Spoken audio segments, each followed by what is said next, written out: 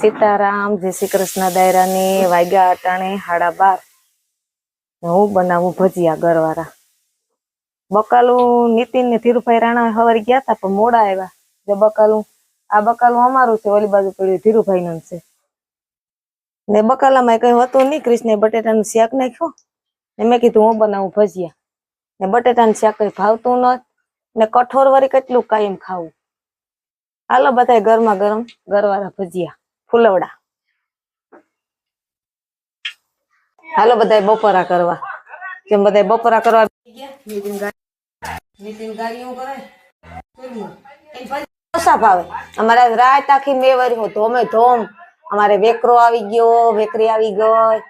અમારે આવો વરસાદ કઈ નતો થયો, ધોમે ધોમ વરસાદ થઈ ગયો.